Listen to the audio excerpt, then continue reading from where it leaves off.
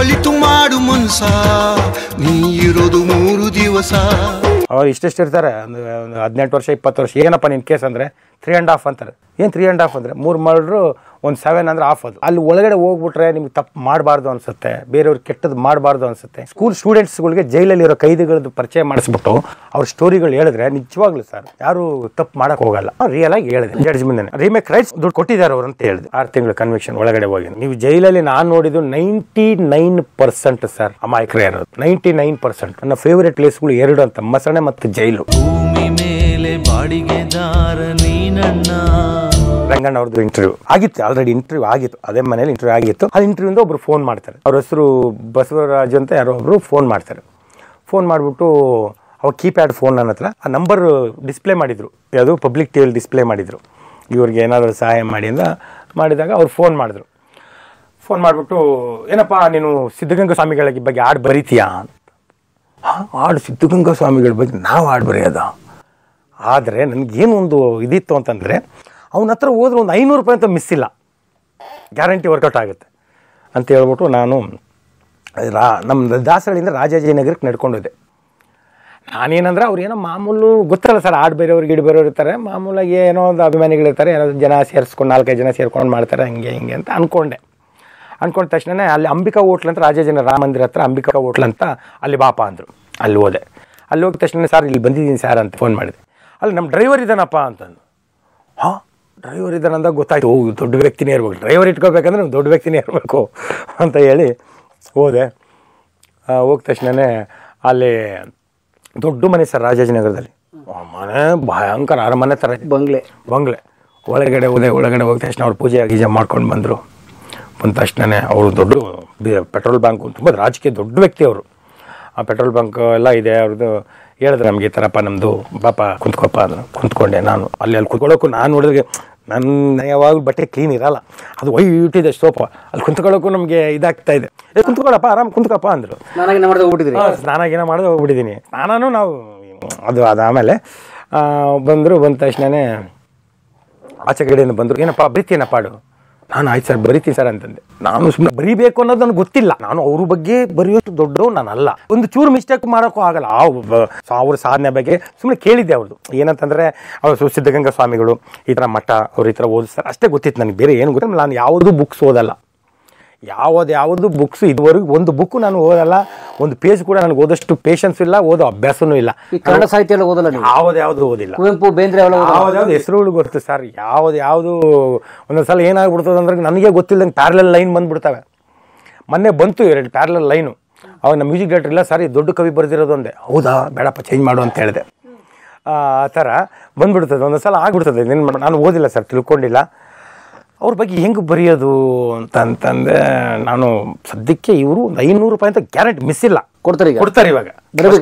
ಸೀದಾ 500 ರೂಪಾಯಿ ತಗೊಂಡು ಹೊರಗೋಗ್ಬೇಕು, ಹೋಗಿ ಎಣ್ಣೆ ಹೊಡಿಬೇಕು, ಸಿಗರೇಟ್ ಸೇದಬೇಕು, ಅಷ್ಟೇ ನಮ್ಮ ಜೀವನ, ಅಷ್ಟೇ ಗೊತ್ತಿದ್ದು.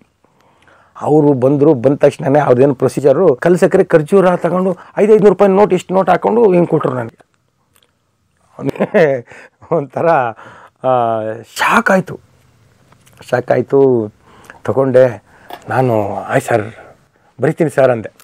ಬರಿತೀಯಪ್ಪ, ಚೆನ್ನಾಗಿ ಬರೀಬೇಕಪ್ಪ. ಅಲ್ಲಿ ಅವ್ರ ಮಠದಲ್ಲಿ ದೊಡ್ಡ ಹೆಸರು ಐತೆ, ಅವ್ರು ಡೈರೆಕ್ಟಾಗಿ ಅವ್ರ ಸ್ವಾಮಿಗಳ ಹತ್ರನೇ ಹೋಗ್ತಾರೆ. ಅವಾಗ ಸ್ವಾಮೀಜಿ ಇದ್ರು, ಅವಾಗ ದೊಡ್ಡವರಿದ್ರು. ಬರಿತೀನಪ್ಪ ನೀನು ಅಂದರು. ಖಂಡಿತವಾಗ್ಲು ಬರಿತೀನಿ ಸರ್ ಅಂತಂದೆ. ನನ್ನ ಮನಸ್ಸಲ್ಲಿ ಧೈರ್ಯ ಇಲ್ಲ, ಶಕ್ತಿನೂ ಇಲ್ಲ ಸರ್. ಇದು ಒಳಿತು ಮಾಡೋ ಮನುಷ್ಯ, ಅದೇನು ದೊಡ್ಡ ಲಿರಿಕ್ಸ್ ಅಂತ ನಾನು ಅನ್ಕೊಳ್ಳಲ್ಲ. ನೀವು 4 ಜನ ಮಾತಾಡೋದು ನಾನು ಬರೆದಿದ್ದೀನಿ. ಇದು ಸ್ವಾಮಿಗಳ ಬಗ್ಗೆ ಹೆಂಗೆ ಬರೆಯೋದು ಗೊತ್ತಲ್ಲ ಸರ್, ನನಗೆ ಕನ್ನಡನೇ ಒಂದು ಪೇಜ್ ಸರಿಯಾಗಿ ಬರೆಯೋಕ್ಕೆ ಬರಲ್ಲ, ಇಂಥ ಮಹಾತ್ಮರ ಬಗ್ಗೆ ನಾವು ಹೆಂಗೆ ಬರೆಯೋದು ಅಂತ ಹೇಳಿದ್ರೆ ನನಗೆ ಅನಿವಾರ್ಯ ಪರಿಸ್ಥಿತಿ. ದುಡ್ಡು ನನಗೇನೋ ಬರುತ್ತೆ ಸಗಂಡೆ, ಅದೇನೊಂದು 5,000 ರೂಪಾಯಿ ಏನಿತ್ತು ಸರ್, ತಗೊಂಡು ಜೋಬಲ್ಲಿ ಇಟ್ಟು 5,000 ರೂಪಾಯಿ ನನಗೆ 5 ಲಕ್ಷ ಸಮ. ಅವಾಗ ಯಾಕಂದರೆ 1 ರೂಪಾಯಿ ಚೇಂಜ್ ಇಲ್ದೇ ಇದು ಮಾಡಿದ್ದೀವಿ. ಅವಾಗ ಹೋದ ತಕ್ಷಣ 1 kg ಸ್ವೀಟ್ ತೊಗೊಂಡೆ. ನಮ್ಮ ಹುಡುಗರೆ, ನಮ್ಮ ಚಿಕ್ಕ ಮಕ್ಕಳು, ನಮ್ಮ ಅಕ್ಕನ ಮಕ್ಕಳಿದ್ರು, ಅವ್ರು 1 kg ಸ್ವೀಟ್ ತೊಗೊಂಡು ಎಲ್ಲ ತೊಗೊಂಡು ಹೋದ ತಕ್ಷಣ ಅವ್ರು ಕೊಟ್ಟ ತಕ್ಷಣ 1 ವಾರ ಅವ್ರು ಫೋನು ಮಾಡಲಿಲ್ಲ, ಏನೂ ಇಲ್ಲ. 1 ವಾರವರೆಗೂ 5,000 ರೂಪಾಯಿ ಖರ್ಚು ಹೋಗ್ತು, ಡಮ್. ಅವಾಗ ನೆಕ್ಸ್ಟ್ ಡೇ ಫೋನ್ ಮಾಡಿದ್ರು. ಅಂದರೆ 1 ವಾರ ಅದೆಲ್ಲ ದುಡ್ಡೆಲ್ಲ ಖಾಲಿ ಆದಮೇಲೆ ಫೋನ್ ಮಾಡಿದ್ರು. ಎಲ್ಲಪ್ಪ ಇದೆಯಾ ಅಂತಂದರು. ಸರ್ ಈ ಥರ ಮನೇಲಿದ್ದೀನಿ ಸರ್. ಅಲ್ಲಿ ಇದ್ರ ಹತ್ರ ಬಾಪ, ಪೆಟ್ರೋಲ್ ಬಂಕ್ ಹತ್ರ ಬಾ ಅಂತಂದರು. ಈ ಪೆಟ್ರೋಲ್ ಬಂಕ್ ಹತ್ರ ಬಾಪ ಅಂತಂದರು. ಆಯ್ತು ಸರ್ ಅಂತಂದೆ. ಗೊತ್ತು ನನಗೆ ಹೋಗೋದ್ರು ಒಂದು 500 ರೂಪಾಯಿ, ಒಂದು 1000 ರೂಪಾಯಿ ಅಂತ ಮಿಸ್ ಇಲ್ಲ, ಗ್ಯಾರಂಟಿ ಕೊಡು. ನಾನು 500 ರೂಪಾಯಿ ಎಕ್ಸ್ಪೆಕ್ಟ್ ಮಾಡ್ಕೊಂಡಿದ್ದೆ, 5000 ಕೊಟ್ಟರು. ಇವಾಗ ಗ್ಯಾರಂಟಿ ಒಂದು 1000 ರೂಪಾಯಿ ಅಂತ ಮಿಸ್ ಇಲ್ಲ ನನಗೆ, ಹೋಗೋಣ ಅಂತಂದರು. ಹೋಗೋಣ, ಹೋಗಿದ ತಕ್ಷಣ ಎಲ್ಲಿ ಏನು ಸರ್ ಅಂತ, ನಡಿಯಪ್ಪ ಮಠಕ್ಕೆ ಹೋಗೋಣ ಅಂತಂದರು. ಆಯ್ತು ಸರ್ ಅಂತ ಕುಂತ್ಕೊಂಡು, ಹೌದು ಇನ್ನೂ ಒಂದು ಫುಲ್ಲು ಎ ಸಿ, ನಾವು ಹಿಂಗೆ ಫುಲ್ ಕುಂತ್ಕೊಂಡು ಆಯ್ತು ಸರ್ ಅಂತಂದು ಹೋದಾಗ ನಮಗೆ ಅರ್ಧ ಗಂಟೆಗೆ ಒಂದು ಸಿಗರೇಟ್ ಸೇದ್ಬೇಕು. ಅಲ್ಲಿ ಹೋಗೋಕೆ 1 ಅವರ್ ಆಯಿತು. Full control, full control, full ಅವ್ರ ಹತ್ರ ಹೇಳೋಂಗೂ ಇಲ್ಲ. ಆಯಿತು ಏನಪ್ಪ ಬಾಪ ಅಲ್ಲ ಪರಿಚಯ ಮಾಡಿಸಿದ್ರು. ಪರಿಚಯ ಮಾಡ್ತಾರೆ, ನೀವು ಋಷಿ ಅಂತ ಒಳಿತು ಮಾಡೋ ಮನುಷ್ಯ ಬರೆದವರು, ಮಠದ ಬಗ್ಗೆ ಒಂದು ಹಾಡು ಬರೀತಾ ಇದ್ದಾರೆ ಅಂತಂದರು. ಹೌದಾ, ಒಳಿತು ಮಾಡೋ ಮನುಷ್ಯ ಅಂತ ಅದ್ಭುತ, ಎಲ್ಲ ಅವರೆಲ್ಲ ಫಸ್ಟ್ ಹಿಂಗೆ ಇರ್ತಾರೆ. ಯಾರು ಋಷಿ ಒಳಿತು, ಹೌದಾ, ಅಂತ ಅದ್ಭುತ ಯಾರು ಅಲ್ಲಿರೋರು, ಮಠದಲ್ಲಿರೋರು ರಿಟೈರ್ಡ್ ಮಾಸ್ಟರ್ಗಳು ಅವರು ಇವರು ಇರ್ತಾರಲ್ಲ ಸರ್, ಅಲ್ಲಿ ಮ್ಯಾನೇಜರ್ಸು ಅವರೆಲ್ಲ, ನೀವೇ ಬರ್ತಿರೋದು ಅಂತ ಅದ್ಭುತ ಸಾಂಗು, ಹಿಂಗೆ ಹೌದು ಸರ್ ಅಂತೀನಿ. ನನಗೆ ಸಿಗರೇಟ್ ಸೇದ್ಬೇಕು. ಆಯ್ತು ಅಂತ ಅವ್ರು ಕರ್ಕೊಂಡೋದ್ರು. ಬಾಪ ಇಲ್ಲಿ ಅಂತಂದರು. ಸರಿ ಸರ್, ಅವ್ರ ಬುಕ್ಸ್ ಎಲ್ಲ ಕೊಡ್ರಪ್ಪ, ಸ್ವಾಮಿಗಳದ್ದು ಬುಕ್ಸ್ ಎಲ್ಲ, ಗುರುಗಳದ್ದು ಬುದ್ಧಿಯವ್ರ ಬುಕ್ಸ್ ಎಲ್ಲ ಕೊಡ್ರಿ ಅಂತ. ಬುದ್ಧಿಯವರು ಅಂತ, ಬುದ್ಧಿಯವರು ಅಂದರೆ ನನಗೆ ಅದು ಗೊತ್ತಿಲ್ಲ, ಬುದ್ಧಿಯವರು ಅಂತ ಇವ್ರಿಗೆ ಅಂತಾರೆ ಅಂತ. ಬುದ್ಧಿಯವರು ಅಂತಂದು, ಬುದ್ಧಿಯವರು ಅಂದ್ರೆ ಅವ್ರು ಗುರುಗಳಿಗೆ, ಶಿವಕುಮಾರ ಸ್ವಾಮಿಗಳು ಬುದ್ಧಿಯವರು ಅಂತ ಕರೆ. ಆಯಿತು, ಬುಕ್ಸ್ ಕೊಟ್ಟರು, ಇಷ್ಟು ಬುಕ್ಸ್ ಕೊಟ್ಟರು ನನಗೆ, ಓದಪ್ಪ ಅಂತ, ಓದಿ ಚೆನ್ನಾಗಿ ಬರೀಬೇಕಪ್ಪ ಹಾಡು ಅಂತಂದು. ಆಮೇಲೆ ಅವರು ಒಬ್ಬರು ನಾಗರಾಜ್ ಅಂತ ಒಬ್ರು ರಿಟೈರ್ಡ್ ಹೆಡ್ ಮಾಸ್ಟರ್ ಇದ್ರು. ಅವ್ರ ಹತ್ರ ನನಗೆ ಒಂದು ಪೇಜ್ ಕೂಡ, ಒಂದು ಲೈನ್ ಕೂಡ ಓದೋಷ್ಟು ಪೇಷನ್ಸ್ ಇಲ್ಲ ಸರ್, ಇವಾಗಲೂ ಓದಲ್ಲ ನಾನು, ಅದೇನೋ ಅಭ್ಯಾಸ ಇಲ್ಲ, ನನಗೇನೋ ಗೊತ್ತಿಲ್ಲ ಮೊದಲಿಂದ. ಅವ್ರು ಮಾಸ್ಟ್ರು ಹೇಳಿದ್ರು, ನಾನು ಕೇಳಿಕೊಂಡೆ, ಏನು ಸರ್ ಇದು? ಸರ್ ಇದು 100 ವರ್ಷ ಆಯಿತು ಇದು ಸ್ಥಾಪನೆ ಆಗಿ. ಮೊದಲು ಕಾಡು ಥರ ಇತ್ತು ಇಲ್ಲಿ, ಈ ಸ್ವಾಮೀಜಿಗಳೆಲ್ಲ ಭಿಕ್ಷೆ ಬೇಡಿ ಇದು ಮಾಡ್ತಾಯಿದ್ರು. ಇಲ್ಲಿ ಯಾವತ್ತೂ ಒಲೆ ನೋಡಪ್ಪ ಆರಿಲ್ಲ, ಈ ಥರ ಹೆಂಗೆ ಅಂತ ಅಷ್ಟೇ ಹೇಳಿದ್ರು. ಅಷ್ಟೇ ನನಗೆ ಗೊತ್ತಿತ್ತು, ಜಸ್ಟ್ ಅಷ್ಟೇ ತಿಳ್ಕೊಂಡೆ. ಅವ್ರ ಹತ್ರ 8 ನಿಮಿಷ ಮಾತಾಡಿದೆ ಸರ್. ಮಾತಾಡಿದ ತಕ್ಷಣ ಆಯಿತು ಅಂತ ತಕ್ಷಣ ಅಲ್ಲೇ ಕುಂತ್ಕೊಂಡು ಬರೀಬೇಕು. ದುಡ್ಡು ಸಿಗುತ್ತೆ ನನಗೆ, ಹಸಿವಲ್ಲ, ಅದು ಅದನ್ನೇನು ಅಂತಾರೋ ಗೊತ್ತಿಲ್ಲ. ಅವಳು ನನಗೆ ಅಡಿಕ್ಷನ್, ನನಗೆ ದುಡ್ಡು ಕೊಡ್ತಾರೆ ಒಟ್ಟಿನಲ್ಲಿ ಬರೀಬೇಕು. ಹೆಂಗೆ ಬರೀಬೇಕು, ನನಗೆ ಏನು ಬರೀಬೇಕು ಏನು ಗೊತ್ತಿಲ್ಲ ನನಗೆ, ಹೆಂಗೆ ಬರೀತೀನಿ? ಏನೋ ಲವ್ ಸಾಂಗ್ ನಾನು ಪ್ರೀತಿ ನೀನು ಅದು ಇದು ನೀನಿಲ್ಲದೆ ನಾನು ಇಲ್ಲದೆಲ್ಲ ಬರೀಬೇಕು. ಸ್ವಾಮಿಗಳ ಬಗ್ಗೆ ಏನು ಬರೀತೀರ ಅಂತಂದು ಅಲ್ಲೇ ಕುಂತ್ಕೊಂಡು ಪ್ರಶ್ನೆ ಪಟ್ಟೆ ಸರ್. ಕಾಯಕವೇ ಕೈಲಾಸ ಅಂದರು ಬಸವ, ಅದರಂತೆ ನಡೆದಾಡೋ ದೈವ. ಇದು ಒಂದು ಸಾಂಗು ನಾನು ಸೂರ್ಯದ ಗೇಟಲ್ಲಿ ಬರೆದಿದ್ದೆ. ಸೂರ್ಯಗೆ ಈ ಸಾಂಗ್ ಅಲ್ಲ, ಒಂದು ಲೈನ್, ಕಾಯಕವೇ ಕೈಲಾಸ ಅಂದರು ರಾಜಣ್ಣ, ಅಂದರು ಬಸವಣ್ಣ, ಅದರಂತೆ ನಡೆದರು ನಮ್ಮ ರಾಜಣ್ಣ ಅಂತ ಬರೆದಿದ್ದೆ. ಕಾಯಕವೇ ಕೈಲಾಸ ಅಂದ ಬಸವಣ್ಣ, ಅದರಂತೆ ನಡಕೊಂಡ ನಮ್ಮ ರಾಜಣ್ಣ. ಆ ಲೈನ್ ತಗೊಂಡೆ ಸರ್, ತಗೊಂಡ್ಬಿಟ್ಟು ಬರಿಬೇಕು. ಬರ್ದೆ ಸರ್. ಅಲ್ಲಿ ಹೇಳಿದರು, ನೋಡಿಲ್ಲಿ ಬಂದು ಆರಿಲ್ಲ ಹಚ್ಚಿದ ಒಲೆಯು ಎಂದು. ಒಲೆ ಆರಲ್ಲ ಅಂತ ಹೇಳಿದ್ರಲ್ಲ, ಆ ಥರದೊಂದು ತಗೊಂಡೆ. ಆಮೇಲೆ ಊರೂರು ತಿರುಗಿ ನಾನು ಊರೂರು ಅಲೆದು ಭಿಕ್ಷೆಯ ಬೇಡಿ ಅನ್ನವಾಕಿದ ಯೋಗಿಯ ನೋಡಿ ಅಂತ ಬರ್ತದೆ. ಅಲ್ಲಿದು ಅನ್ನೋದು ಗೊತ್ತಿಲ್ಲ ನನಗೆ. ಅದು ಅವ್ರಿಗೆ ಅಲ್ಲಿದು ಅಂತ ಅವರು ಬಳಸಂಗಿಲ್ವಲ್ಲ.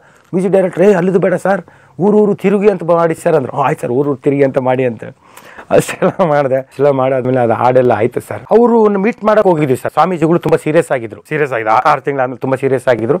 ನಮ್ಗೆ ಗೊತ್ತಾಯ್ತು ತುಂಬ ಸೀರಿಯಸ್ ಆಗಿದ್ರು. ಅವ್ರ ಹತ್ರ ಹಾಸ್ಪಿಟ್ಲಿಗೆಲ್ಲ ಹೋದ್ವಿ. ಹಾಸ್ಪಿಟ್ಲಿಗೆಲ್ಲ ಹೋಗಿ ಅವ್ರಿಗೇನು ತುಂಬ VIP ಅದೆಲ್ಲ ಭಾರಿ ಸೆಕ್ಯೂರಿಟಿ. ನಾವು ಇವ್ರ ಮುಖಾಂತರ ಹೋಗಿ ಈ ಥರ ನಮಸ್ಕಾರ ಮಾಡಿ ಎಲ್ಲ ಬಂದ್ವಿ. ಬಂದ ತಕ್ಷಣವೇ ನಮಗೆ ಗೊತ್ತಾಯಿತು 11:15 ಅವ್ರೇನು ಆ್ಯಕ್ಚುಲಿ ಲಿಂಗೈಕ್ಯರಾಗಿದ್ದು ಅಂತ ನನಗೆ ಮೆಸೇಜ್ ಬಂತು. 11:15 10 ಗಂಟೆ ಒಟ್ಟಿನಲ್ಲಿ ತುಂಬ ಸೀರಿಯಸ್ ಆಗಿದ್ದಾರೆ ಅನ್ನೋದೊಂದು ಬಂತು ಸರ್. ಸಡನ್ನಾಗಿ ನಾನು ಅವ್ರಿಗೆ ರಿಲೀಸ್ ಮಾಡೋಣ ಸರ್ ಅಂತ. ಬೇಡಪ್ಪ, ಇದು ದೊಡ್ಡ ಪ್ರೋಗ್ರಾಮ್ ಸಾರ್, ನಾವು ಮಾಡಿದ್ದೇ ಗುರುಗಳಿಗೋಸ್ಕರ. ಅವರೇ ಹೋಗ್ತಾ ಇದ್ದಾರೆ, ಈ ಸಾಂಗ್ ತಗೊಂಡು ಏನು ಮಾಡ್ಬೇಕು ನಮಗೆ ಅಂತಂದು ಬಿಟ್ಬಿಡಿ ಅಂತಂದು. ಬಿಡಲ್ಲಪ್ಪ ನಾವು ಹಂಗೆ ಅಂತಂದ್ರು ಅವರು. ಸರ್, ನೀವು ನನಗೇನು ಸಾಯಿಸಿದ್ರೂ ಪರವಾಗಿಲ್ಲ, ತುಂಬ ಇನ್ಫ್ಲುಯೆನ್ಸ್ ಮಾಡಿ ಸಾಯಿಸಿದ್ರೂ ಪರವಾಗಿಲ್ಲ ಸರ್, ನಾನು ಬಿಡ್ತೀನಿ ಅಂದೆ. ನಾನೇ ಒಂದು 10,000 ರೂಪಾಯಿ ಸಾಲ ಮಾಡಿದೆ, ಒಂದು ವಿಡಿಯೋ ಮಾಡಿಬಿಟ್ಟು ಟಕ್ ಅಂತ ಅಂದ್ಬಿಟ್ಟು ಇಮಿಡಿಯೇಟಾಗಿ ಬಿಟ್ಬಿಟ್ವಿ. ವಿಡಿಯೋ ಸಾಂಗ್ ಮಾಡಿ ಫ್ರೀಯಾಗಿ ಬಿಟ್ಬಿಟ್ಟು, ನಾವೇನು ಕಮರ್ಷಿಯಲ್ ಆಗಿ ಆ ಥರ ಏನೂ ಇಲ್ಲ. ಹಾಡನ್ನ ಎಲ್ಲ ಚಾನಲ್ ಅವ್ರು ತೊಗೊಂಡು ಅವ್ರ ಒಂದು ಅದೇನಂತಾರೆ ಸರ್, ಅಂತ್ಯಕ್ರಿಯೆ ಪ್ರತಿ ಚಾನಲ್ಲು ಅದೇ ಹಾಡು ಹೋಗಿದ್ದು. ನೋಡಿದಾಗ ಎಲ್ಲ ಶೋ ಪ್ರೊಡ್ಯೂಸರ್ಗಳು ಅದೆಲ್ಲ ನಾವು ಜೊತೆಲೇ ನೋಡ್ತಾ ಇದ್ದಾಗ ಎಲ್ಲರೂ ಕಣ್ಣಲ್ಲಿ ನೀರು ಹಾಕಿದ್ರು. ಸುಮಾರು ಜನ ಹಾಕ್ಬಿಟ್ಟು, ಋಷಿ ನೀನು ತುಂಬ ಅದೃಷ್ಟವಂತ, ಒಬ್ಬ ಯೋಗಿ ನೀನು ಬರ್ತಿರೋದು ಪದಗಳು ಹಾಡು ಹಾಕ್ತಾ ಇದ್ದಾರಲ್ಲ ಅಂತ ಹೇಳಿದ್ರು.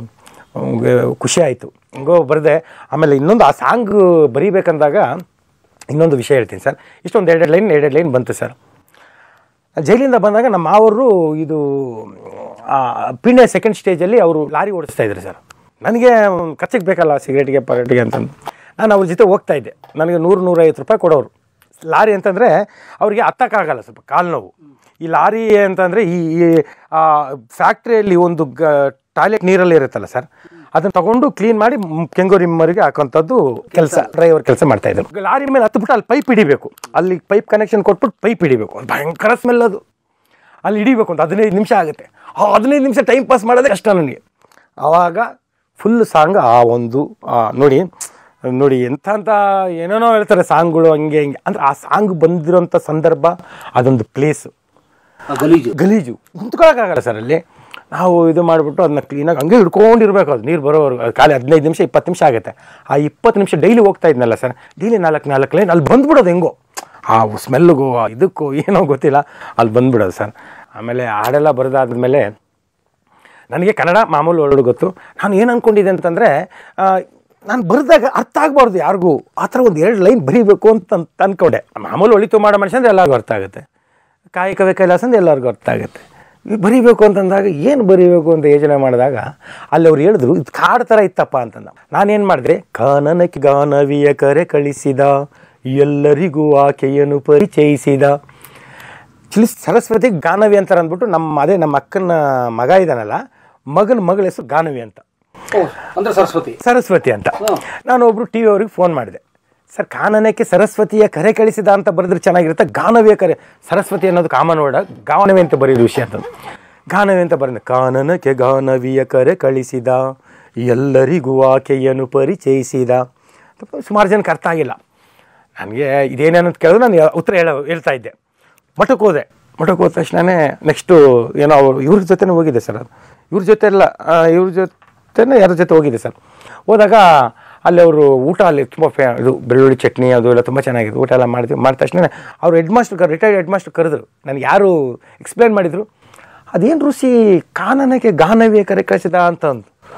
ಅವಾಗ ಖುಷಿ ಆಯಿತು. ಅಪ್ಪ ಇವ್ರಿಗೆ ಅರ್ಥ ಆಗಿಲ್ಲ ಅಂದರೆ ನಾನು ಪರವಾಗಿಲ್ಲ, ಸಾಹಿತಿ ಹೆಡ್ ಮಾಸ್ಟರ್ಗೆ ಅರ್ಥ ಆಗಿಲ್ವಲ್ಲ ಅಂತಂದಾಗ ಅವಾಗ ನಾನು ಹೇಳಿದ್ದಿಲ್ಲ ಸರ್ ಗಾನವಿ ಅಂದು. ಹೌದು ಚೆನ್ನಾಗಿದೆ ಋಷಿ, ಚೆನ್ನಾಗಿದೆ. ಸುಮಾರು ಜನ ಸರ್ ಅವರು ಸ್ಟೂಡೆಂಟ್ಸು ಅಮೇರಿಕಾದಲ್ಲೆಲ್ಲ ಇದ್ದಾರೆ. ನನಗೆ ಒಬ್ರು ಫೋನ್ ಮಾಡಿದ್ರು, 60-65 ವರ್ಷ ಇರಬೇಕು ಅಮ್ಮನಿಗೆ, ಅಂದರೆ ನನ್ನ ಒಂದು ಅಸಂಪ್ಷನ್ ನೋಡಿಲ್ಲ ಫೇಸು. ಫೋನ್ ಮಾಡಿದ್ರು. ಫೋನ್ ಮಾಡಿದ ತಕ್ಷಣ, ಋಷಿ ಅವರೇ ನಿಮ್ಮ ಹತ್ರ ಮಾತಾಡ್ಬೋದಾ ಅಂದು. ಹೇಳಿ ಮೇಡಮ್ ಅವರೇ. ಸರ್ ಏನು ಹಾಡು ಸರ್ ಅದು? ನನಗೆ ಸಂಗೀತದ ಬಗ್ಗೆ ಏನೂ ಗೊತ್ತಿಲ್ಲ, ಸಾಹಿತ್ಯದ ಬಗ್ಗೆ ನಾವು ಸಾಹಿತ್ಯನೂ ಏನೇನೋ ಮಾತಾಡ್ತಾ ಇದ್ದಾರೆ. ಇದು ಗಾಂಡವಿ ರಾಗದಲ್ಲಿ ಮಾಡಿದ್ರ, ಆ ರಾಗ ಮಾಡಿದ್ರ, ಈ ರಾಗ ಮಾಡಿದ್ರ, ಅದು ಇದು ಪದ ಅದು ಇದು ಅಂತ ಇದ್ದಾರೆ. ಹೌದಾ ಸರ್, ಥ್ಯಾಂಕ್ ಯು ಮೇಡಮ್ ಅಂತಂದೆ. ಅಷ್ಟೇ ಥ್ಯಾಂಕ್ ಯು ಅಷ್ಟೇ ಗೊತ್ತು. ಅವ್ರು ಏನು ಮಾತಾಡಿದ್ರೆ ನನಗೆ ಅರ್ಥ ಆಗ್ತಾ ಇಲ್ಲ. ತುಂಬ ಖುಷಿ ಆಯಿತು ನಿಮ್ಮ ಹತ್ರ ಮಾತಾಡಿ, ಹಂಗೆ ತುಂಬ ಚೆನ್ನಾಗಿ ಮಾತಾಡಿದ್ರು. ನಾನು ಕ್ಯೂರಿಯಾಸಿಟಿ ಕೇಳಿದೆ, ಮೇಡಮ್ ನಂಬರ್ ಹೆಂಗೆ ಸಿಕ್ತು ಮೇಡಮ್ ಅಂದರೆ, ನನ್ನ ಮಗಳು ಕೊಟ್ಲಪ್ಪ, ನನ್ನ ಮಗಳು ಅಮೇರಿಕಾದಲ್ಲಿದ್ದಾಳೆ, ಅವಳು ಕೊಟ್ಟಿದ್ದು ನಿಮ್ಮ ನಂಬರು. ಅಮೇರಿಕಾದಲ್ಲಿ ನನ್ನ ನಂಬರ್ ಇದೆಯಾ ಅಂತ ಅಂದಂಗೆ. ಆ್ಯಕ್ಚುಲಿ ಸಿದ್ಧಗಂಗಾ ಮಠದಲ್ಲಿ ಒಂದು 5 ಲಕ್ಷ ಕ್ಯಾಲೆಂಡರ್ ಮಾಡಿದ್ರಿ ಸರ್, ಪ್ಯಾಕೆಟ್ ಕ್ಯಾಲೆಂಡರ್. ಅದು ಮಾಡ್ತಾರೆ ವರ್ಷ. ಅಲ್ಲಿ ನಮ್ಮದು ಸಾಹಿತ್ಯ ಋಷಿ, ಆ ಲಿರಿಕ್ಸ್ ಹಾಕ್ಬಿಟ್ಟು ಸಾಹಿತ್ಯ ಋಷಿ ಆಡೋರು ರವೀಂದ್ರ ಸ್ವರ್ಗಾವಿ ಅಂತ ಮಾಡಿದರು. ಆ ನಂಬರ್ ಅಮ್ಮನ ಹತ್ರ ಇದೆ. ಯಾರೋ ಮಗಳು ಅಮೇರಿಕಾದಲ್ಲಿ ಡಾಕ್ಟರ್ ಏನೋ ಓದ್ತಾ ಇದ್ದಾರಂತೆ, ಇವರು ಸ್ಟೂಡೆಂಟ್ ಅಂತಂದಾಗ ಒಂದು ಒಟ್ಟಿನಲ್ಲಿ ಒಂದು ವಾರದಲ್ಲಿ 1 ಸಲ 2 ಸಲ ಆದ್ರೂ ಬೇರೆ ಸ್ಟೇಟಿಂದ, ಬೇರೆ ರಾಜ್ಯದಿಂದ, ಮಿಲಿಟ್ರಿ ಕಡೆಯಿಂದ ಆ ಕಡೆ ಎಲ್ಲ ಫೋನ್ ಬರ್ತದೆ. ಇದು ಉಳಿತು ಮಾಡೋ ಮನುಷ್ಯರಿಗೂ ಬರುತ್ತೆ, ಕಾಯಕವೇ ಕೈಲಾಸಕ್ಕೂ ಬರುತ್ತೆ. ಭೂಮಿಯಲ್ಲಿರೋದು ಬಾಡಿಗೆ ಮನೆಯಾಗಿ. ಏನದು ಜೈಲ್ದು? ಜೈಲು ನೋಡಿ ಸರ್, ನನ್ನ ಜೈಲಿಗೆ ನೀನೇನಪ್ಪ ಕೊಲೆ ಮಾಡಿದ್ಯಾ? ಹೌದು ಸರ್ ಮಾಡಿದ್ವಿ. ಜಡ್ಜ್ ಮುಂದೆ ಹೆಂಗೆ ಹೇಳಿದ್ರೆ ಒಳಗಡೆ ಕಳಿಸ್ಬಿಡ್ತಾರೆ ಇಮಿಡಿಯೇಟ್. ನಾನು ಕೊಲೆ ಮಾಡಿಲ್ಲ ಅಂತ ಹೇಳ್ಬೇಕು ಅಂತ ನನಗೆ ಕೇಳಿದ್ರು. ದುಡ್ಡು ಇಸ್ಕೊಂಡಿದ್ದೀನಪ್ಪ ನೀನು? ಇಸ್ಕೊಂಡಿದ್ದೀನಿ ಸರ್. ನೀನು ಇಸ್ಕೊಂಡಿಲ್ಲ ಅಂತ ಹೇಳ್ಬೇಕು ಸರ್. ಅಲ್ಲಿ ನಂಗೆ ಹೇಳೋಕ್ಕಾಗಲ್ಲ ಸರ್, ನಾನು ಇಸ್ಕೊಂಡಿದ್ದೀನಿ ಅಂತ ಹೇಳ್ತೀನಿ. ಇಲ್ಲ ಜೈಲಿಗೆ ಒಳಗಡೆ ಹೋಗ್ತೀನಿ ನೀನು ಅಂತ. ನಾನು ಸುಳ್ಳು ಹೇಳೋಕ್ಕಾಗಲ್ಲ. ನಾನು ಇಸ್ಕೊಂಡಿರೋ, ನಾನು ರೀಮೇಕ್ ರೈಟ್ಸ್ ಕೊಟ್ಟಿದ್ದೀನಿ ಸರ್. ಏನು ಕಾಂಟ್ರವರ್ಸಿ? ರೀಮೇಕ್ ರೈಟ್ಸ್ ನಿಮಗೆ ಕೊಟ್ಟಿದ್ದೀನಿ. ಯಾವ ಫಿಲ್ಮ್ದು? ಅದು ಒಂದು ಒನ್ ವೇ ಸಿನಿಮಾದು ತಮಿಳ್ ರೀಮೇಕ್ ರೈಟ್ಸ್ ಕೊಟ್ಟಿದ್ದೀವಿ. ಅದಕ್ಕೆ 25 ಲಕ್ಷ ನಾನು ಇಸ್ಕೊಂಡಿದ್ದೀನಿ. ಅಗ್ರಿಮೆಂಟ್ ಎಲ್ಲ ಇದೆ ಸರ್, ಪೇಪರ್ ಇದೆ, ಅಗ್ರಿಮೆಂಟ್ ಎಲ್ಲ ಇದೆ. ನಾನು ಇದು ಎಷ್ಟು ಮಾತಾಡಬೇಕು ಗೊತ್ತಿಲ್ಲ. ಅಂದರೆ ಆ್ಯಕ್ಚುಲಿ ನೋಡಿ ಸರ್, ನಿಮ್ಗೆ ಎಲ್ಲ ವಿಷಯ ಎಲ್ಲರಿಗೂ ಗೊತ್ತಿರಲ್ಲ ಸರ್. ಅವರು ಯಾರೇ ಆಗಿರ್ಬೋದು, ಅಂಥ ದೊಡ್ಡ ವ್ಯಕ್ತಿ ಆಗಿರ್ಬೋದು, ನಿಮಗೆ ಗೊತ್ತಿರೋ ವಿಷಯ ಕೆಲವು ನಮಗೆ ಗೊತ್ತಿರಲ್ಲ, ನಮಗೆ ಗೊತ್ತಿಲ್ಲದಿರೋ ವಿಷಯಕ್ಕೆ ಕೆಲವು ನಿಮಗೆ ಗೊತ್ತಿರಲ್ಲ. ಅಲ್ಲಿ ವಾದ ಮಾಡಿದ ತಕ್ಷಣ ಹಂಗೆ ಆಯಿತು ಇದು ಮಾಡಿದ್ವಿ. ನಾನು ಅಲ್ಲಿ ಅದೊಂದು ಹೇಳಿದೆ, ಇಲ್ಲ ಸರ್ ನಾನು ತೊಗೊಂಡಿಲ್ಲ ಅಂತಲೇ ಹೇಳಿದೆ. ಸುಮ್ಮನೆ ಇಮಿಡಿಯೇಟಾಗಿ ಒಳಗಡೆ ಹೋಗ್ಬೇಕಾಗ್ತದಲ್ಲ, ಯಾಕೆ ಅಂತ ಅಂದ್ಬಿಟ್ಟು ಅವರು ಹೇಳಿದ ಸುಳ್ಳು ಹೇಳಿದೆ. 25 ಲಕ್ಷದ್ದು ಹೌದು ಸರ್ ನಾನು ಇಸ್ಕೊಂಡಿದ್ದೀನಿ ಅಂತಲೇ ಅವ್ರಿಗೆ ಹೇಳಿದೆ. ಇಲ್ಲ ಸರ್ ನಾನು ಸುಳ್ಳು ಹೇಳಿದ ತಕ್ಷಣವೇ ಆಮೇಲೆ ಅದು ಏನೇನೋ ಪ್ರಶ್ನೆಗಳು ಕೇಳೋಕ್ಕೆ ಸ್ಟಾರ್ಟ್ ಮಾಡಿದ್ರು. ಅವು ಇವು ಅದು ಇದೆಲ್ಲ ಆಯಿತು. ಆದ ತಕ್ಷಣ ನಾನು ಲಾಯರ್ಗೆ ಹೇಳ್ಬಿಟ್ಟೆ, ಸರ್ ನಾನು ಏನು ತಪ್ಪು ಮಾಡಿಲ್ಲ, ರೀಮೇಕ್ ರೈಟ್ಸ್ ಕೊಟ್ಟಿದ್ದೀನಿ, ದುಡ್ಡು ಇಸ್ಕೊಂಡಿದ್ದೀನಿ ಅಷ್ಟೇ, ನಾನು ರಿಯಲ್ ಆಗಿ ಹೇಳ್ಬಿಡ್ತೀನಿ ಅಂತಂದೆ. ರಿಯಲ್ ಆಗಿ ಹೇಳಿದೆ ನಾನು ಜಡ್ಜ್ ಮುಂದೆ. ಇಲ್ಲ ಸರ್ ರೀಮೇಕ್ ರೈಟ್ಸ್ ತೊಗೊಂಡಿದ್ದೀವಿ, ರೀಮೇಕ್ ರೈಟ್ಸಿಗೆ ದುಡ್ಡು ಕೊಟ್ಟಿದ್ದೀವಿ ಅಂತ, ದುಡ್ಡು ಕೊಟ್ಟಿದ್ದಾರೆ ಅವರು ಅಂತ ಹೇಳಿದೆ. ಅವ್ರು ದುಡ್ಡು ಕೊಟ್ಟಿರೋದು ಮಾತ್ರ ಅವರು ಮೈಂಡಲ್ಲಿ ಹಾಕ್ಕೊಂಡ್ರು ಜಡ್ಜು. ಏನೋ ಈ ಥರ ಏನು ರೀಮೇಕ್ ರೈಟ್ಸ್ ಅದೇನು ಗೊತ್ತಾಗಲಿಲ್ಲ, ನಾನು ಇಸ್ಕೊಂಡಿದ್ದು ನಿಜ ಅಂತ ಹೇಳಿದ್ರು. ಹೋಗಿ ಅಂತ ಹೇಳಿದ್ರು. 6 ತಿಂಗಳು ಕನ್ವಿಕ್ಷನ್ ಒಳಗಡೆ ಹೋಗಿ. ಆಯ್ತು ಹೋಗ್ತೀನಿ. ಫ್ರಾಡ್ ಅಂತಲ್ಲ, 420 ಕೇಸು, ಇವಾಗ ಚೀಟಿಂಗ್ ಕೇಸು. ಚೆಕ್ ಕೊಟ್ಟಿದೆ ಸರ್, ಚೆಕ್ ಶ್ಯೂರಿಟಿ ಪರ್ಪಸ್ಗೆ ನಾನು ಬೇರೆಯವ್ರು ಕೊಟ್ಟಿದ್ದೆ. ಬೇರೆಯವರು ಅವನು ಒಂದಾಗಿಬಿಟ್ಟು ನನಗೆ ಇಲ್ಲಿ ರೀಮೇಕ್ ರೈಟ್ಸ್ ಮೇಲೆ ಹಾಕಿದ್ರೆ ವರ್ಕೌಟ್ ಆಗಲ್ಲ ಅಂದ್ಬಿಟ್ಟು ಚೆಕ್ಕನ್ನು ಸೇರಿಸ್ಬಿಟ್ಟು ಹಾಕಿದ್ರು. ಪರಪ್ಪನ ಅಗ್ರಹಾರದಲ್ಲಿ ನಾನು 11 ತಿಂಗಳಿದೆ ಸರ್. 5,000 ಜನ ಕೈದಿಗಳಿದ್ದಾರೆ ಅಲ್ಲಿ. ಸರಿ, ಕೈದಿಗಳು ಅನ್ಬಾರ್ದು ಅವ್ರಿಗೆ, ಅವರು ಜೈಲು ಹಕ್ಕಿಗಳಂತ ಹೇಳ್ತಾರೆ. ಆಚೆಗಡೆ ಒಳಗಡೆ ಯಾರು ಎಷ್ಟು ಜನ ಇದ್ದಾರಲ್ಲ, ಅದಕ್ಕಿಂತ ದೊಡ್ಡ ಫ್ರಾಡ್ಗಳು, ದೊಡ್ಡ ಕಳ್ಳರು ಆಚೆಗಡೆ ಇದ್ದಾರೆ ಸರ್. ಅಲ್ಲಿ ಸುಮಾರು ಅಮಾಯಕರೇ ಹೋಗೋದು ಸರ್. ಇವಾಗ 6 ಕೊಲೆ 7 ಕೊಲೆ ಮಾಡಿದವರು ದೊಡ್ಡ ದೊಡ್ಡ ಕಾರುಗಳಲ್ಲಿ, ಆಡಿ ಕಾರು, ಫಾರ್ಚುನರ್ ಕಾರು ಆಗಿಬಿಟ್ಟು ರಾಜಕೀಯಕ್ಕೆ ನಿಂತ್ಕೊಂಡ್ರು MLA MPಗಳಾಗಿದ್ದಾರೆ. ಏನು ತಪ್ಪು ಮಾಡದಿರೋರು ಒಳಗಡೆ ಇರೋದು ಸರ್. ಯಾಕಂದರೆ ಅವ್ರಿಗೆ ಕಾನೂನು ಗೊತ್ತಿರಲ್ಲ. ಅವ್ರಿಗೆ ಸಡನ್ನಾಗಿ ಲಾಯರ್ಗೆ, ಇವಾಗ ನನಗೆ ಸರಿಯಾಗಿ ಟೈಮ್ಗೆ ಲಾಯರನ್ನು ಮೀಟ್ ಮಾಡೋಕ್ಕಾಗದೆ ನಾನು ಕನ್ವಿಷನ್ ಆಗಿದ್ದು. ನಾನು ಹೌದಾ ಹೋಗಿ ಲಾಯರ್ನ ಒಂದು ಸಲ ಮೀಟ್ ಮಾಡಿದ್ರೆ 1,000 ರೂಪಾಯಿ ಕೊಡ್ಬೇಕು ಸರ್. ಅಲ್ಲಿ ನಾನು ಇದಕ್ಕಾಗದೆ ಇದು ಮಾಡಿದೆ. ನಿಮಗೆ ಒಳಗಡೆ ಇದ್ದಾರಲ್ಲ ಸರ್, ನಾನು ಎಲ್ಲನೂ ಕೇಳಿದ್ದೀನಿ ಸರ್. ಏನು ಗೊತ್ತಾ ಸರ್, ಇವಾಗ ಯಾವರು ಸುಮ್ಮನೆ ಫಿಟ್ ಮಾಡ್ತಾರೆ. ಇವಾಗ ಎಲ್ಲರೂ ಅಲ್ಲ, ಕೆಲವು ಪೊಲೀಸರುಗಳಿಗೆ ಪ್ರೆಷರ್ ಇರುತ್ತೆ. ನಾನೊಬ್ಬರು ದಂಡುಪಾಳ್ಯದಲ್ಲಿ ಏನು ಕೇಸ್ ಇದ್ರೂ ಅವ್ರ ಬಗ್ಗೆನೂ ಮಾತಾಡೋದು, ಡೈರೆಕ್ಟಾಗಿ ಹೇಳಿದೆ ಅವ್ರಿಗೆ. ದಂಡುಪಾಳ್ಯದವರು ನನ್ನ ಪ್ರಕಾರ ಸರ್, ಅವ್ರ ಹತ್ರ ನಾನು ಎಲ್ಲ ಇಂಟರ್ವ್ಯೂ ಮಾಡಿಲ್ಲ. ಅವ್ರ ಹತ್ರ ನಮ್ಮ ಜೊತೆ ಅವ್ರ ಬ್ಯಾರಕ್ಕಲ್ಲೇ ಇದ್ದೆ ನಾನು. ಅವ್ರ ಪಕ್ಕದ ಬ್ಯಾರಕ್ಕಲ್ಲಿ ಇದ್ರು, ನಾವು ಈ ಬ್ಯಾರಕ್ಕಲ್ಲಿ ಇದ್ದೀವಿ. ಬ್ಯಾರಕ್ಕಲ್ಲಿದ್ದಾಗ ಮಾಡಿದಾಗ ನಮ್ಗೆ ಅವ್ರಿಗೇನು ತಪ್ಪು ಅನ್ನಿಸ್ಲೇ ಇಲ್ಲ ಸರ್. ಅವ್ರು ಮಾಡಿದ್ದಾರೆ ಅನ್ನಿಸ್ಲೇ ಇಲ್ಲ. 6 ತಿಂಗಳು ಒಳಗಡೆ ಇಟ್ಕೊಂಡಿದ್ರೆ ಅಂತ ಪೊಲೀಸರು ಅವ್ರನ್ನ. ಆ್ಯಕ್ಚುಲಿ ಕಾನೂನು ಪ್ರಕಾರ 24 ಅವರ್ಸಲ್ಲಿ ಪ್ರೊಡ್ಯೂಸ್ ಮಾಡಬೇಕು. ಹೌದು. ಅವಾಗ ದಂಡುಪಾಳ್ಯ ಅನ್ನೋದು ತುಂಬ ಸೆನ್ಸೇಷನಲ್ ಆಯಿತು ಸರ್. ಫುಲ್ಲು ಎಲ್ಲ ಪ್ರೆಷರ್, ಆಫೀಸರ್ಗಳು ಪ್ರೆಷರ್ ಆಯಿತು. ಅವ್ರಿಗೆ ಯಾರನ್ನೂ ಫಿಟ್ ಮಾಡಬೇಕಾಗಿತ್ತು. ಅವ್ರು ಕಳ್ಳರು, ಚಿಕ್ಕ ಸಣ್ಣ ಪುಟ್ಟ ಕಳ್ತನ ಮಾಡ್ಕೊಂಡಿದ್ರು ಅಷ್ಟೇ. ನಾನು ಒಳಗಡೆ ನೋಡಿದ್ದೀನಿ, ಅವ್ರ ಹತ್ರ ಮಾತಾಡಿದ್ದೀನಿ. ಅವ್ರ ಮಕ್ಕಳೆಲ್ಲ ಓದಿಸ್ತಾ ಇದ್ದಾರೆ, ದೊಡ್ಡ ಮಟ್ಟಕ್ಕೆ ಓದಿಸ್ತಾ ಇದ್ದಾರೆ. ಆ ಒಳಗಡೆ ಇದ್ಕೊಂಡೇ ಓದಿಸ್ತಾ ಇದ್ದಾರೆ. ನೀವು ಜೈಲಲ್ಲಿ ನಾನು ನೋಡಿದ್ದು 99% ಸರ್ ಅಮಾಯಕರೇ ಇರೋದು. 99%. ಅಲ್ಲಿ ತಪ್ಪು ಮಾಡಿದ್ರೆ ನೀವು ಜೈಲಿಗೆ ಹೋಗಲ್ಲ ಸರ್. ನಾನೇನು ಆಚೆಗಡೆ ನಾನೆಲ್ಲ ಹೆಸರಲ್ಲೇ ಹೇಳಬಲ್ಲೆ, ಬೇಡ ಅವ್ರ ಹೆಸರು. 5, 6 ಕೊಲೆ ಮಾಡಿ ಹೊರಗಡೆ ಇದ್ದಾರೆ ಸರ್. ಇವಾಗ ಒಂದು ಶಿಕ್ಷೆ ಆಗಿಲ್ಲ, ಅರ್ಧಾಯ್ತಾ? ಆಮೇಲೆ ಶಿಕ್ಷೆ ಆಗೋದು ಎಂಥವ್ರಿಗೆ ಅಂದರೆ ದುಡ್ಡು ಇಲ್ದಿರೋರಿಗೆ, ಬ್ಯಾಕಪ್ ಇಲ್ದಿರೋರಿಗೆ, ಅಲ್ಲ ಇನ್ಫ್ಲುಯೆನ್ಸ್ ಇರೋರಿಗೆ ಶಿಕ್ಷೆ ಆಗಲ್ಲ, ಇನ್ಫ್ಲುಯೆನ್ಸ್ ಇಲ್ದಿರೋರಿಗೆ ಎಲ್ಲ ನೋಡಿದ್ದೀನಿ. ಆಮೇಲೆ ಅಲ್ಲಿ ನೋಡಿದಾಗ ಸರ್, ಆ್ಯಕ್ಚುಲಿ ಅಲ್ಲಿ ಬದುಕಿನ ದರ್ಶನ ನಿಮಗೆ ತಿಳಿಯೋದು. ನಾನು ಯಾವಾಗಲೂ ಹೇಳೋದು, ನನ್ನ ಫೇವ್ರೆಟ್ ಪ್ಲೇಸ್ಗಳು 2 ಅಂತ, ಮಸಣೆ ಮತ್ತು ಜೈಲು. ಮಸಣದಲ್ಲಿ ವ್ಯಕ್ತಿಗಳು ಉಸಿರು ನಿಂತಿರುತ್ತೆ, ಅವ್ರು ಮಾತಾಡಲ್ಲ. ಆದರೆ ಅಲ್ಲಿ ಸತ್ತ ವ್ಯಕ್ತಿಗಳು ಅವ್ರು ಉಸಿರಿರುತ್ತಷ್ಟೇ, ಮಾತಾಡ್ತಾರೆ. ಇವ್ರಿಗೆ ಅಷ್ಟೇ ವ್ಯತ್ಯಾಸ. ಜೈಲು ಮಸಣಕ್ಕೂ ಅಷ್ಟೇ ಸರ್. ಇದು ಉಸಿರಾಡುವ ಸ್ಮಶಾನ, ಅದು ಉಸಿರಿಲ್ದಿರೋ ಮಸಣ ಸರ್. ಏನಂತಂದರೆ ಸರ್, ನಿಮ್ಗೆ ಏನು ತಪ್ಪೇ ಮಾಡಿಲ್ಲ ಸರ್. ಆ್ಯಕ್ಚುಲಿ ನನ್ನ ಒಂದು ಇದ್ರ ಪ್ರಕಾರ ಒಂದು 2-3 ಕಥೆಗಳು ಹೇಳ್ಬಿಡ್ತೀನಿ. ಒಂದು ಸೊಸೆ 75 ವರ್ಷ ಆಗಿದೆ, ಒಳಗಡೆ ಬಂದ ಅಯ್ಯಪ್ಪ ಹಿಂಗೆ ಇಟ್ಕೊಂಡು ಬಂದ. ಅವ್ರಿಗೆ 14 ವರ್ಷ ಶಿಕ್ಷೆ ಆಗಿದೆ. 75 ವರ್ಷ ಅಜ್ಜ. ಅವಳಿಗೆ ಅವ್ರ ಗಂಡ ಬಂದ್ಬಿಟ್ಟು ಬೇರೆ ಕಡೆ ಹೋಗ್ತಾ ಇದ್ನಂತೆ ಸರ್. ಸೊಸೆ ಗಂಡ ಊರೂರು ಹೋಗ್ತಾ ಇದ್ನಂತೆ. ಮಗ ಅಲ್ಲ, ಸೊಸೆ, ಸರ್ ಮಗ. ಸೊಸೆ ಅವ್ಳಿಗೆ ಇಲ್ಲೀಗಲ್ ರಿಲೇಷನ್ಶಿಪ್ ಇತ್ತಂತೆ. ಇವ್ರಿಗೆ ಅತ್ತೆಗೆ ಗೊತ್ತಾಗಿದೆ, ಮಾವನಿಗೂ ಗೊತ್ತಾಗಿದೆ. ಅವ್ರು ಹೇಳಿದ್ರು, ಹಿಂಗೆ ಮಾಡೋದು ತಪ್ಪಮ್ಮ, ಹಂಗೆ ಹಿಂಗೆ ನಮ್ಮ ಮರ್ಯಾದೆ ಪ್ರಶ್ನೆ ಹಂಗೆ ಹಿಂಗೆ ಅಂತ ಹೇಳಿದ್ದಾರೆ. ಹೇಳಿದ ತಕ್ಷಣವೇ ಅವರು ಕಾಟ ಜಾಸ್ತಿ ಆಗಿದೆ. ಆ ಯಮ್ಮಂದು ಏನು ಮಾಡಿಬಿಟ್ಟಿದ್ದಾರೆ, ಈ ದಿಂಬು ಹಾಕ್ಬಿಟ್ಟು ಸಾಯಿಸ್ಬಿಟ್ಟಿದ್ದಾರೆ ಅತ್ತೆಗೆ. ಸೊಸೆನೆ ಸಾಯಿಸ್ಬಿಟ್ಟು ಆಮೇಲೆ ಮಾವ ಏಕೆ ಇದು ಮಾಡ್ತಾ ಇಲ್ಲ ನೋಡಿ, ಅತ್ತೆ ಸ್ವಲ್ಪ ಉಸಿರಾಡ್ತಾ ಇಲ್ಲ ನೋಡಿ, ವಿಕ್ಸ್ ಹಚ್ಚಿ ಅಂತಂದಾಗ ವಿಕ್ಸ್ ಹಚ್ಚಿದ್ರು. ಆ ಫಿಂಗರ್ ಪ್ರಿಂಟ್ ಗೊತ್ತಾಯಿತು, ಇವರೇ ಮಾಡಿದ್ದು ಕೊಲೆ, ಇವರೇ ಕತ್ತಿ ಸಿಕ್ಸ್ ಸಾಯಿಸಿದ್ದು ಅಂತಂದ್ಬಿಟ್ಟು ಅವನು ಒಳಗಡೆ ಹಾಕಿದ್ರು. 75 ವರ್ಷ ಅಪ್ಪನಿಗೆ, ಮುದುಕನಿಗೆ. ನಮ್ಮ ಬ್ಯಾರಕ್ಲೇ ಇದ್ದರು, ನಡೆಯೋಕ್ಕಾಗಲ್ಲ, ಕೋಲ್ ಹಿಡ್ಕೊಂಡು ಕಣ್ಣು ಸರಿಯಾಗಿದ್ದಾಗಲ್ಲ. ಅವನು ಕೊಲೆಗಾರ. ಆ ಥರ ಎಷ್ಟೋ ಕೇಸ್ಗಳು ಸರ್. ನಾನು ಸುಮಾರು ಆ್ಯಕ್ಚುಲಿ ಅವ್ರು ಹೇಳಿದ್ದು ಏನು ಗೊತ್ತಾ ಸರ್, ನಾನು ದಂಡುಪಾಳ್ಯದವ್ರು ಒಂದೇ ಹೇಳಿದ್ದು ಸರ್. ಇವಾಗ ಏನು ಸರ್, ನಮ್ದು ಆಗೋಗ್ಬಿಟ್ಟೆ ಶಿಕ್ಷೆ ಆಲ್ರೆಡಿ. ಅವ್ರು ಬಂದು 16 ವರ್ಷ ಆಗಿತ್ತು ನಾನು ಹೋದಾಗ, 2007 16 ವರ್ಷ ಆಗಿತ್ತು. ನೀವು ನಿಜ ಹೇಳಿದ್ರೆ ಏನು, ಸತ್ಯ ಹೇಳಿದ್ರೆ ಏನು, ನಾವು ಮಾಡಿಲ್ಲ ಸರ್. ಮತ್ತು ಹೆಂಗೆ ಸರ್ ಆ ಥರ ಆ್ಯಕ್ಚುಲಿ ಕೆಲವರು ಪೊಲೀಸರು ಆ ಥರ ಮಾಡ್ತಾರೆ ಸರ್. ಅದಾಯ್ತಾ. ನಿಜವಾಗ್ಲೂ ಸರ್ ಅವ್ರಿಗೆ ಪ್ರೆಷರ್ ಇರುತ್ತೆ, ಅವ್ರಿಗೆ ಪ್ರಮೋಷನ್ ಬೇಕಾಗಿರುತ್ತೆ, ಏನೋ ಒಂದು ಬೇಕಾಗಿರುತ್ತೆ. ಎಷ್ಟೋ ಸಲ ಆಗಿದೆ ಸರ್. ಇವಾಗ ನಾನು ಒಂದು ಎಕ್ಸಾಂಪಲ್ ಹೇಳ ಸರ್, ಕೊಲೆ ಮಾಡಿದವ್ರಿಗೆ ಶಿಕ್ಷೆ ಆಗಂಗಿದ್ರೆ ಜನರಲ್ಲ ಈ ಜಗತ್ತಿಗೆ ಗೊತ್ತಿದ್ದಂಗೆ ಅವರು ಗೊತ್ತಿದೆ ಅವರೆಷ್ಟೋ ಕೊಲೆಗಳು ಮಾಡಿಸಿದ್ದಾರೆ, ಅದು ನಾವು ಓದಿದ್ದೀವಿ, ನಾವು ತಿಳ್ಕೊಂಡಿದ್ದೀವಿ. ಅವ್ರಿಗೆ ಎಲ್ಲಿ ಶಿಕ್ಷೆ ಆಯ್ತು ಸರ್? ಅವ್ರು ಅಂಡರ್ ಟ್ರಯಲಲ್ಲಿ 2 ವರ್ಷ ಇದ್ದರು, ಕೇಸ್ಗಳು 38-40 ಕೇಸ್ ಇತ್ತು, ಹೊಡ್ಕೊಂಡು ಆರಾಮಾಗಿ ಬಂದು ಅವರೊಂದು ಇದು ಮಾಡ್ಕೊಂಡು ಆ ಥರ ಎಷ್ಟೋ ಜನಗಳು ಹೆಸರು ಹೇಳಬಲ್ಲೆ. ಅವರು 6-7 ಕೊಲೆ ಮಾಡಿ ಇವತ್ತು ಅವರು MLAಗಳಾಗಿದ್ದಾರೆ, ದೊಡ್ಡ ದೊಡ್ಡ ಕಾರ್ಗಳಲ್ಲಿ ಓಡಾಡ್ತಾ ಇದ್ದಾರೆ. ಮ್ಯಾಕ್ಸಿಮಮ್ ಸರ್ ಯಾರಿಗೋ 2% ಆಗ್ಬೋದು ಸರ್ ಶಿಕ್ಷೆ ಅಷ್ಟೇ, ಯಾರೋ ಒಬ್ಬರು ಇಬ್ರಿಗೆ ಆಗ್ಬೋದು ಆ್ಯಕ್ಚುಲಿ. ಆಮೇಲೆ ಅಂಡರ್ ಟ್ರಯಲ್ ಅಂತ ಇರುತ್ತಲ್ಲ ಸರ್, ಅಲ್ಲಿ ಎಬಿಚುವಲ್ ಕ್ರಿಮಿನಲ್ಸ್ ಎಷ್ಟು ಇರ್ತಾರೆ ಸರ್? ಅವ್ರಿಗೆ 7 ಮಾಡ್ತಾರೆ, 2 ಮಾಡ್ತಾರೆ, 2 ಅಂತಾರೆ, 7 ಅಂತಾರೆ, ಅವ್ರು ಇಷ್ಟೆಷ್ಟು ಇರ್ತಾರೆ. ಒಂದು 18 ವರ್ಷ 20 ವರ್ಷ. ಏನಪ್ಪ ನಿನ್ನ ಕೇಸ್ ಅಂದರೆ 3.5 ಅಂತಾರೆ. ಏನು 3.5 ಅಂದರೆ 3 ಮರ್ಡ್ರು, ಒಂದು 7 ಅಂದರೆ ಆಫ್, ಅದು ಆ ಥರ ಹೇಳ್ತಾರೆ. ಅಲ್ಲಿ ನಾನು ನೋಡ್ದಂಗೆ ರಿಯಲ್ ಕಲ್ಪ್ರಿಟ್ಸ್ಗೆ, ರಿಯಲ್ ಕ್ರಿಮಿನಲ್ಸ್ಗೆ ಕಷ್ಟ, ಶಿಕ್ಷೆ ಆಗಲ್ಲ. ಅವ್ರಿಗೆ ಗೊತ್ತಿರುತ್ತೆ, ಸಾಕ್ಷಿನ ಕೊಂಡ್ಕೊಳ್ತಾರೆ, ಸಾಕ್ಷಿನ ನಾಶ ಮಾಡ್ತಾರೆ. ಮೇಯ್ನ್ ಕೋರ್ಟಿಗೆ ಬೇಕಾಗಿರೋ ಸಾಕ್ಷಿ ಸರ್, ಅದಾಯ್ತಾ? ಆ ಸಾಕ್ಷಿ ಇಲ್ದಂಗೆ ಮಾಡ್ತಾರೆ ಅಂಥವ್ರಿಗೆ ನನಗೆ ಗೊತ್ತಿರೋ ಪ್ರಕಾರ ಸರ್, ಅಲ್ಲಿ ನಿಜವಾಗ್ಲೂ ಸರ್ ಈ ಸ್ಕೂಲ್ಗಳಲ್ಲಿ ನೀವು ತಿಂಗಳಿಗೊಂದು ಸಲ ಅವ್ರು ಕರ್ಕೊಂಡೋಗಿ ಆ ಸ್ಕೂಲಲ್ಲಿ ಅವ್ನ ಪರಿಚಯ ಮಾಡಿಸ್ಬಿಟ್ರೆ ಅವ್ರಿಗೆ ಯಾರೂ ತಪ್ಪೇ ಮಾಡೋಕ್ಕೆ ಹೋಗಲ್ಲ ಸರ್. ಸ್ಕೂಲ್ ಸ್ಟೂಡೆಂಟ್ಸ್ಗಳಿಗೆ ಜೈಲಲ್ಲಿರೋ ಕೈದಿಗಳದ್ದು ಪರಿಚಯ ಮಾಡಿಸ್ಬಿಟ್ಟು ಅವ್ರ ಸ್ಟೋರಿಗಳು ಹೇಳಿದ್ರೆ ನಿಜವಾಗ್ಲೂ ಸರ್ ಯಾರೂ ತಪ್ಪು ಮಾಡೋಕ್ಕೆ ಹೋಗಲ್ಲ.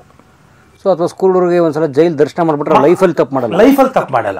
ತಪ್ಪು ಮಾಡದೇ ಈ ಥರ ಇದಿಲ್ಲಪ್ಪ ಅಪ್ಪಿತಪ್ಪಿ ಸರ್. ನಾನು ಆ್ಯಕ್ಚುಲಿ ಮೊನ್ನೆ ನನಗೆ 5,000 ಜನದಲ್ಲಿ 2,000 ಜನ ಮೊನ್ನೆ ಗಣೇಶ ಹಬ್ಬಕ್ಕೆ ರಂಗನಾಥ್ ಅಂತ ಸೂಪರ್ಡೆಂಟ್ ಇದ್ದಾರೆ, ಅವರು ನಮ್ಮ ಸಾಂಗಿಗೆ ಅಭಿಮಾನಿ, ಜೈಲ್ ಸೂಪರ್ಡೆಂಟ್ ಇದ್ದಾರೆ.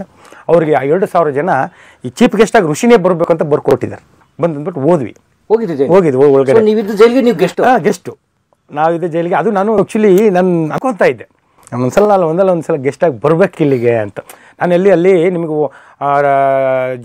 ಗಣರಾಜ್ಯೋತ್ಸವಕ್ಕೆ, ಸ್ವಾತಂತ್ರ್ಯ ದಿನಾಚರಣೆಗೆ ಅಲ್ಲೆಲ್ಲ ಹೋಗ್ಬೇಕಂದಾಗ ಅವ್ರನ್ನ ಜೈಲಲ್ಲಿರೋರನ್ನ ಇದಾಗುತ್ತೆ ಸರ್. ಅದು ಸನ್ನಡಿತ ಆಧಾರದ ಮೇಲೆ ಅವ್ರನ್ನ ಬಿಡುಗಡೆ ಮಾಡ್ತಾರೆ. 11 ವರ್ಷದ 3 ತಿಂಗಳು ಜೀವಾವಧಿ ಶಿಕ್ಷೆ ಅಂತಂದರೆ 14 ವರ್ಷ.